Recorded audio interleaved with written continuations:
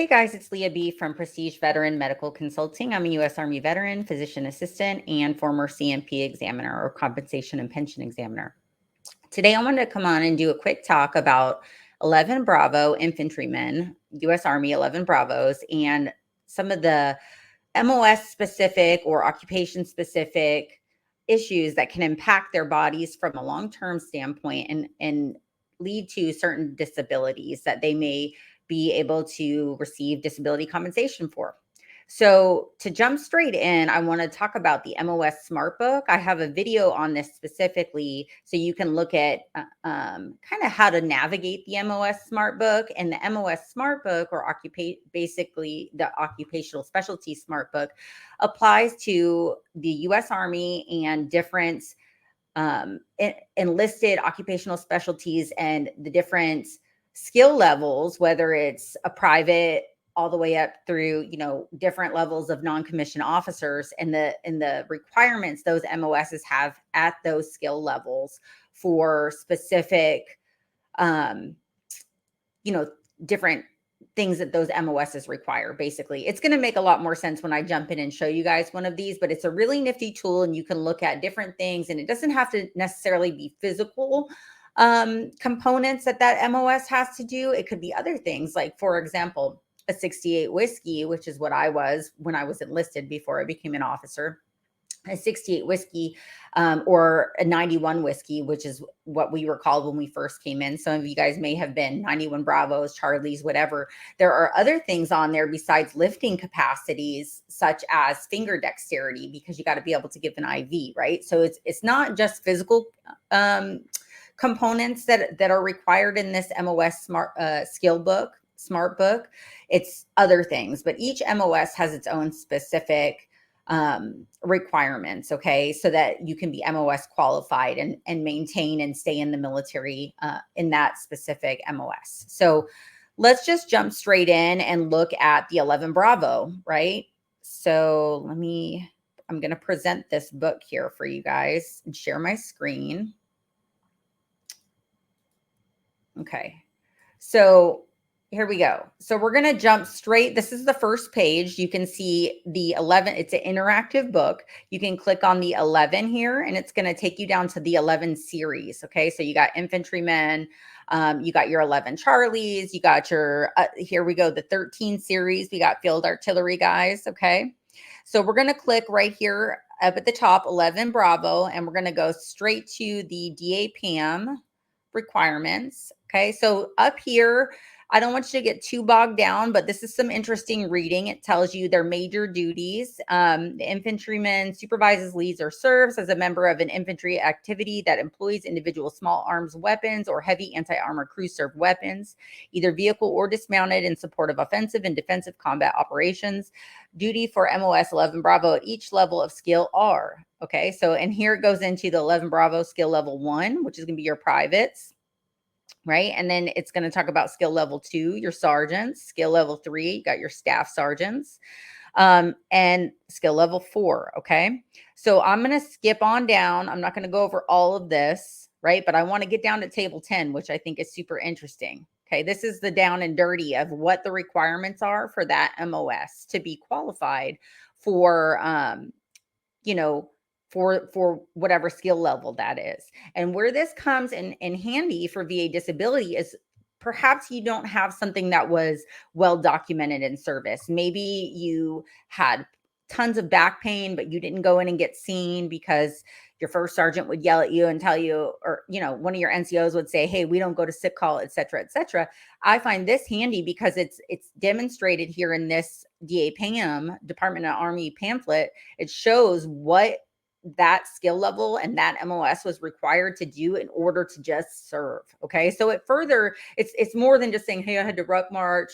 I had to, run in boots. I had to do this and that. It helps quantify and give more information. Right, guys?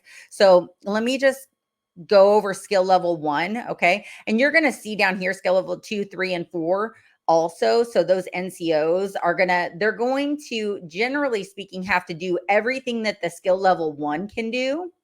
But usually, those privates have to do a little bit more. Okay. Usually those privates have to do a little bit more. So skill level 1 is going to have to or a private is going to frequently have to identify vehicles, equipment, and individuals at long distances. Okay. They are going to have to raise and carry a 160 pound person on their back, right? They're going to have to perform all other tasks while carrying a minimum of 65 pounds evenly distributed over their entire body. Frequently dig, lift, shovel 21-pound scoops of dirt in bent, stooped, or kneeling positions. Must be able to hear oral commands in outdoor area from a distance up to 50 meters. Frequently walk, run, crawl, and climb over varying terrain for a distance of up to 25 miles. Frequently run for short distances, occasionally walk slowly for 2 hours out of 6 while carrying 26 pounds. Frequently lift 89 pounds 5 feet. Frequently lower 58 pounds 3 feet. Frequently give oral commands in outside area at distances of up to 50 meters. Frequently lifts and lowers 32-pound bags shoulder height. Frequently throws 1-pound objects 40 meters, frequently lifts 45 pounds waist high, occasionally climbs a rope a distance of up to 30 feet, frequently lifts 55 pounds overhead, frequently lifts 55 pounds 3 feet high, moves laterally 5 feet, and places objects in tube, occasionally carries 153 pounds 10 meters, right? So those are the things that, often when I was on active duty, if we were looking to see if somebody was MOS qualified still and either separate them medically or perhaps try to change their MOS, we would send them for something called a functional capacity screening. And they would have to do some of these tasks, usually performed in front of occupational therapists, to see if they were able to still perform the duties of their MOS. But I digress because we're talking about VA disability. So these are the things that you were required to do as an infantryman in order to stay MOS qualified, right? And then the skill level 2, 3, and 4, as you can see, they've all got to do a lot of these same tasks. This is tasks 1 through 18. These skill level 4s, right? Those E7s and up, right? Well, E7s, because the E8 is going to be a 11 X-ray probably. We won't get in the weeds on that.